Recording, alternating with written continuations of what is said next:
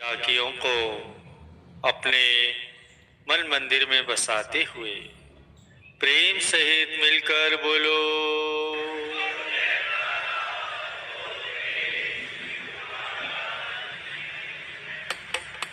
गुरुमुखों, भगवान श्री कृष्ण चंद्र जी अपने प्रिय भक्त अर्जुन के प्रति कथन करते हैं कि हे अर्जुन, तू जो कर्म करता है, जो खाता है, जो हवन करता है, जो दान देता है और जो तप करता है, वह सब मेरे अर्पण कर दे।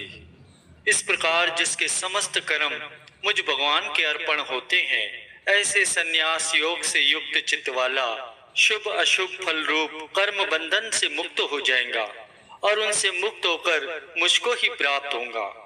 गुरुमुखों, कर्म करना तो मनुष्य के स्वभाव में सम्मिलित है और वह हर समय कुछ न कुछ कर्म करता ही। गुरु को वीडियो लाइक करना, सब्सक्राइब करना प्लीज। रहता है। खाली बैठना मनुष्य के स्वभाव और प्राकृतिक नियम के विरुद्ध है। भगवान श्री कृष्ण समझाते हैं कि निस्संदेह कोई भी मनुष्य किसी भी काल में कर्म किए बिना रह नहीं सकता, क्योंकि सारा मनुष्य समुदाय प्रकृति जनित गुणों द्वारा कर्म करने के लिए बाध्य है। कर्म तो मनुष्य को हर हालत में करने ही है और वह करता भी है। अब यह उसके अपने ऊपर निर्भर है कि वह जिस प्रकार के कर्म करना चाहे वैसा ही करे, चाहे शुभ कर्म करे चाहे अशुभ कर्म करे।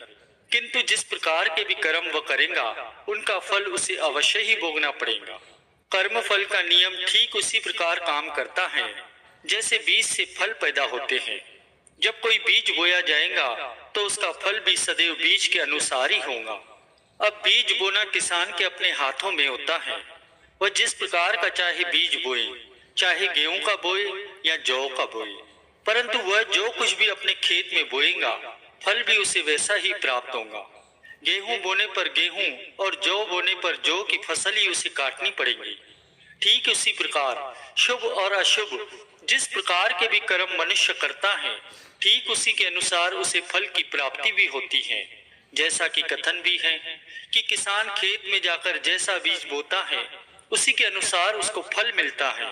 इसी प्रकार शुभ और अशुभ जैसा भी कर्म किया जाता है, वैसा ही फल मिलता है। फकीरों का कथन भी है कि अज मुखा पाते अमल गाफिल मशो, गंदुम अज गंदुम बिरदो जो जी जो।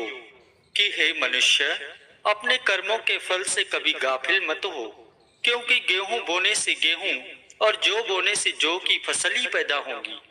शुभ कर्मों के फलस्वरूप जीवात्मा को स्वर्ग आदि उत्तम लोकों की प्राप्ति तो होती है, जहाँ चिरकाल तक अनेकों प्रकार के सुख भोगने के बाद उसे पुण्य मृत्यु लोक में जन्म लेना पड़ता है और 84 के चक्कर में घूमना पड़ता है। भगवान श्री कृष्ण चंद्र जी कथन करते हैं कि वे उस विशाल स्वर्गलोक को भोगकर पुण्य क्षीण होने पर मृत्यु लोक को प्राप्त होते हैं। इसी प्रकार अशुभ कर्मों के फल स्वरूप मनुष्य को नरकों और असुरी लोकों की प्राप्ति होती है। ऐसे लोगों के विषय में वर्णन है कि ऐसे लोग जो अज्ञान रूपी अंधकार से ढके हुए हैं, वहाँ चिरकाल तक दुख कष्ट और यातनाएं भोगने के बाद उन्हें पुनः इस मृत्यु लोक में जन्म लेना पड़ता है और 84 के चक्कर में घूमना पड़ता है। तात्पर्य ये है कि मनुष्य को शुभ कर्मों के फल स्वरूप स्वर्ग आदि के सुख भोग कर और अशुभ कर्मों के फल स्वरूप नरक आदि के दुख कष्ट सहन करके पुनः जन्म मरण के बंधन में आना पड़ता है। 84 के चक्र से उसकी मुक्ति नहीं होती। अन्य शब्दों में यूं कहा जा सकता है कि शुभ और अशुभ दोनों ही प्रकार के कर्म मनुष्य के लिए बंधन रूप है। संत महापुरुषों ने इसीलिए शुभ कर्मों को सोने की बेड़ी और अशुभ कर्मों को लोहे की बेड़ी कहा है। अब प्रश्न यहाँ पर यह उत्पन्न होता है कि शुभ और अशुभ दोनों ही प्रकार के कर्म बंधन रूप हैं, तो फिर मनुष्य इस बंधन से छूटने का क्या उपाय करे? इसका उपाय यही है जो भगवान श्री कृष्ण चंद्र जी ने श्रीमद् भागवत गीता के 9वें अध्याय के 27वें और 28वें श्लोक में बतलाया है कि मनुष्य अपने समस्त कर्म अपने इष्ट देव को अर्पण करे। जो कुछ भी करे केवल और केवल इष्ट देव के निमित्त ही करे, फिर वह कर्मों के बंधन और उनके शुभ और अशुभ फल से मुक्त हो जाएगा। ऐसे ही प्राचीन काल में एक अति पराक्रमी राजा था जिसका नाम था वृद्ध। एक बार उसने अश्वमेध यज्ञ कराने का निश्चय किया, और वह भी एक दो नहीं, पूरे 100 अश्वमेध यज्ञ। और इस निश्चय के अनुसार उसने 92 यज्ञ पूरे भी कर लिए। अब केवल 8 यज्ञ बाकी रहे थे। यह सोचकर राजा मन में अति प्रसन्न था, क्योंकि ये 100 यज्ञ पूरे हो जाने पर इनके पुण्यों के फल स्वरूप उसे इंद्र का पद मिलना था। अब राजा वृद्ध के गुरुदेव का नाम था श्री वामदेव जी। जिन दिनों राजा ने 92 यज्ञ पूरे किए थे, तो श्री वामदेव जी भजन अभ्यास करते हुए समाधि में लीन थे। जब वे समाधि से जागृत हुए, तो उन्हें राजा द्वारा किए गए यज्ञों के विषय में अंतरिव तौर पर ज्ञात हुआ।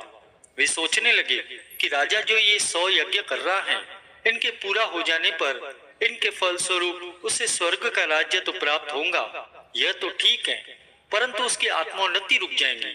स्वर्ग का राज्य यदि उसे प्राप्त भी हो गया तो क्या हुआ, क्योंकि इन यज्ञों के फल स्वरूप वह एक कल्प तक स्वर्गीय सुखों का उपभोग तो अवश्य ही कर लेगा, परंतु जब उन यज्ञों का पुण्य फल क्षीण हो जाएगा, तो राजा को फिर इस मृत्यु लोक में लौटना पड़ेगा और आवागमन के चक्कर में भटकना पड़ेगा। इसीलिए कुछ ऐसा उपाय करना चाहिए कि राजा की आत्मोन्नति हो, उसका आत्मा कल्याण हो। ऐसा विचार करके गुरुदेव श्री वामदेव जी ने अपनी इच्छा शक्ति से एक ब्रह्मचारी बालक का रूप धारण किया और वहां पर जा पहुंचे जहां राजा वृद्ध अपना 93 यज्ञ करने में व्यस्त था। प्रेमियों, अश्वमेध यज्ञ का ये नियम है कि द्वार पर आया हुआ कोई भी साधु, ब्राह्मण या अभियाचक खाली न लौटे और उसकी जो भी इच्छा हो पूरी की जाए।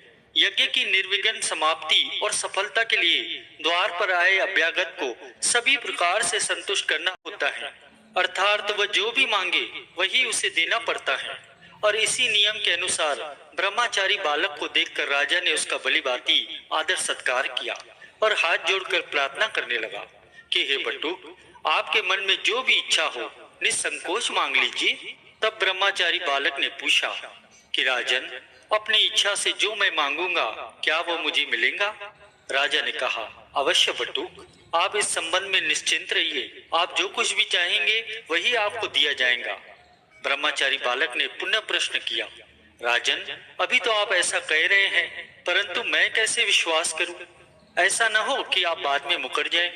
राजा ने निवेदन किया, आप विश्वास करें, आप जो कुछ भी मांगेंगे वो आपको अवश्य ही दिया जाएगा। ब्रह्मचारी बालक ने कहा, राजन, यदि आप ऐसा करने का वचन दें तो फिर मुझे इस बात पर पूरा विश्वास होगा कि आप मेरी इच्छा अवश्य ही पूरी करेंगे और मैं जो कुछ भी मांगूंगा वह आप मुझे देंगे। राजा वृद्ध मन ही मन विचार करने लगा कि ब्रह्मचारी मेरा राज्य ही तो मांग लेगा या और अधिक मांगेगा तो मेरे द्वारा किए गए यज्ञों का पुण्य फल ही मांगेगा। इससे अधिक वो और क्या मांग सकता है? इसके अलावा मेरे पास और है भी क्या जो ये मांगेगा? यह सोचकर राजा ने उस बालक को वचन दे दिया। तब उस ब्रह्मचारी बालक ने कहा कि ठीक है राजन, तो फिर जो कुछ भी तेरा है वह सब मेरा हो जाए। राजा वृद्ध वचनबद्ध था, इसलिए वह तुरंत राज सिंहासन से उठ खड़ा हुआ और कहने लगा कि आज से मेरा सब कुछ आपका हुआ। बालक तुरंत राज सिंहासन पर जा बैठा और वृद्ध से कहा, अपना सब कुछ तुम मुझे दान कर चुके हो, अब दान के बाद जो दक्षिणा दी जाती है वह भी तो दो। यह सुनकर राजा ने जितने भी रत्न जड़ित आभूषण पहने हुए थे वे सब अपने तन से उतारकर दक्षिणा के रूप में ब्रह्मचारी के आगे रख दिए और उनसे कहने लगा, महाराज, यह लीजिए आपकी दक्षिणा। ब्रह्मचारी बालक, जो कि वास्तव में उसके गुरुदेव थे श्री वामदेव जी, उन्होंने हंसते हुए कहा, वृद्ध, जो कुछ भी तेरा है वह सब हमारा हो जाए। इसके अनुसार ये सब आभूषण तो पहले ही हमारे हो चुके हैं, इसलिए इन आभूषणों को दक्षिणा के रूप में देने का कोई औचित्य नहीं है। दक्षिणा तो तुम्हें अलग से ही देनी पड़ेगी। अब तो राजा सोच में पड़ गया। वह मन में सोचने लगा कि जो कुछ भी मेरा था वह सब इसका हो चुका है। इसका अर्थ तो ये हुआ कि मेरा राज्य, मेरी संपत्ति, मेरा महल, यहाँ तक कि मेरे द्वारा किए गए यज्ञों का सब पुण्य फल भी अब इनका हो चुका है। अब मेरे पास बाकी बचा ही क्या जो मैं इनको दक्षिणा के रूप में भेंट करूं?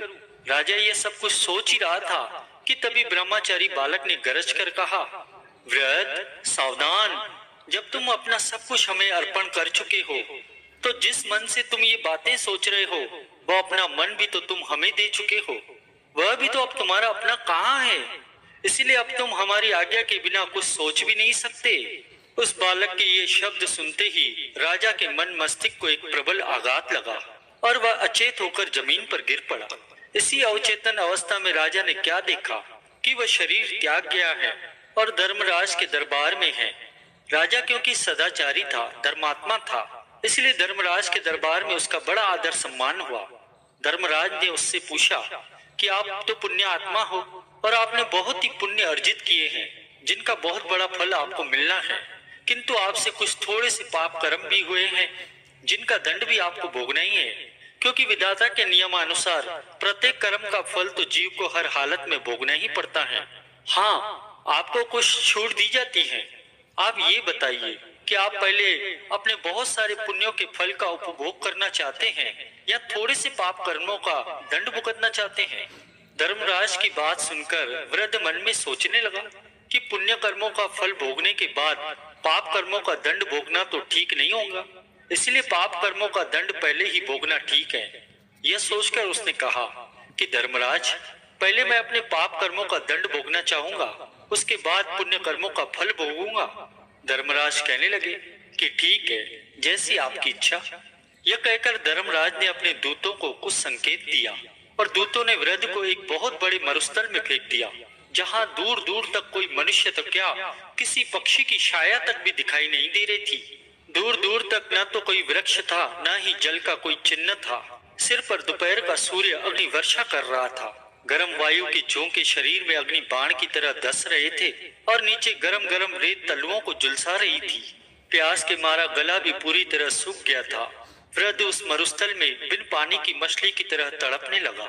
तभी अचानक उसके मन में विचार आया कि मैं जबकि अपना सब कुछ उस बालक को अर्पण कर चुका हूँ, तो फिर उसमें मेरे शुभ और अशुभ कर्म भी तो आ गए, तो अब मुझे अशुभ कर्मों का दंड क्यों भुगतना पड़ रहा है। इस विचार को उसके मन में आना ही था कि दृश्य तुरंत ही पलट गया। अब वहां न तो कोई मरुस्थल था और ना ही भीषण गर्मी थी। एक सुंदर सुखद स्थान था जहां मंद मंद सी शीतल समीर बह रही थी। इतने में वृद्ध ने क्या देखा कि वही ब्रह्मचारी बालक उसके सम्मुख खड़ा है। उस ब्रह्मचारी बालक को वहां देखकर वह हैरान हुआ कि तभी उसने पुनः देखा कि उस ब्रह्मचारी बालक की जगह उसके गुरुदेव श्री वामदेव जी वहां खड़े हैं। अपने गुरुदेव को देखकर वह तो और भी अधिक आश्चर्यचकित हो गया और कुछ कहने ही जा रहा था कि तभी श्री वामदेव जी बोल उठे, वृद्ध, जब तुम अपना सब कुछ ब्रह्मचारी बालक, जो कि वास्तव में हम ही थे, हमको अर्पण कर चुके थे, तो यही बात तुमने धर्मराज से पहले क्यों नहीं कही। यदि तुम पहले ये बात कह देते तो तुम्हें पाप कर्म का ये थोड़ा सा भी दंड भोगना नहीं पड़ता था। तुम पुण्य कर्मों का कर्ता स्वयं को समझकर उसका शुभ फल भोगना चाहते थे, परंतु शुभ कर्मों का कर्ता यदि तुम स्वयं को समझते हो तो उनका फल यदि तुम भोगोगे तो अशुभ कर्मों का कर्ता भी तो तुम ही रहोगे, उनका फल भी तो तुम्हें ही भोगना पड़ेगा ना, उससे तो तुम बच नहीं सकोगे। यदि तुम कर्मों के बंधन और उनके शुभ और अशुभ फल से बचना चाहते हो तो अपने सभी कर्म हमारे निमित्त करो, हमारे अर्पण करते रहो, भूल कर भी अपने को कर्ता मत समझो। इतना कहकर श्री वामदेव जी वहां से अंतर ध्यान हो गए। तभी वृद्ध की अचेतन अवस्था भी टूट गई और वह होश में आकर उठकर बैठ गया। उसने आंखें खोली तो क्या देखता है कि वही उसका राज दरबार है और राज सिंहासन पर ब्रह्मचारी बालक की जगह उसके गुरुदेव श्री वामदेव जी साक्षात विराजमान है। राजा तुरंत अपने स्थान से उठा और अपने गुरुदेव के चरणों में गिर पड़ा। श्री वामदेव जी ने उसके शीश पर हाथ फेरते हुए कहा, वृद्ध, शुभ और अशुभ कर्मों के बंधन और उनके फल से कैसे बचा जा सकता है, यह अब तुम अच्छी तरह से समझ गए होंगे। इसलिए आज से तुम अपने सभी कर्मों को हमारे निमित्त करो, हमें अर्पण करते जाओ, फिर तुम्हें कर्मों के बंधन में बंधना नहीं पड़ेगा और तुम जन्म मरण के चक्कर से मुक्त हो जाओगे। उस दिन से राजा ने ऐसा ही किया और जीवन मुक्त अवस्था को प्राप्त हुआ। इसलिए जो कर्मों के बंधन से मुक्त होने की चाहना रखते हैं, उन्हें इसी पथ का अनुसरण करके अपना सब कुछ अपने इष्ट देव को समर्पित कर देना चाहिए। इसी में ही जीवात्मा का कल्याण है। गुरु को वीडियो लाइक करना, सब्सक्राइब करना प्लीज़।